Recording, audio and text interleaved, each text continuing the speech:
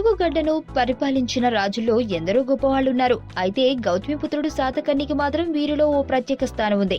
ప్రత్యర్థులను కేవలం తన కనుసన్నలతోనే పొలిమేరలకు తరిమి కొట్టిన గొప్ప పాలకుడు. అయితే ఇతని గురించి ప్రజలకు తెలిసింది చాలా తక్కువ. చరిత్ర సృష్టించిన ఈ మహావీరుడి చరిత్ర మాత్రం మరుగున పడిపోయింది.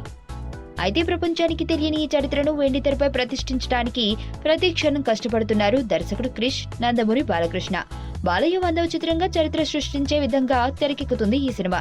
అయితే ఇప్పటి వరకు ఈ సినిమా గురించి బయటకు తెలియని ఓ షాకింగ్ వార్త ప్రస్తుతం ఇండస్ట్రీలో చక్కర్లు కొడుతుంది. అదేంటంటే శాతకర్ణి చిత్రంలో బాలయ్య కొడుకుగా కనిపించబోతున్నాడట యంగ్ టైగర్ ఎన్టీఆర్. ఏంటి, షాక్ అయ్యారా? ఇంతకాలం వీరిద్దరి మధ్య కోల్డ్ వార్ జరుగుతుందని ఇండస్ట్రీలో ప్రచారం జరిగిన సంగతి తెలిసిందే. ఈ వార్తలను నిజం చేస్తూ ఇంతకాలం ఒకరికొకరు ఏనాడు ఎదురుపడలేదు.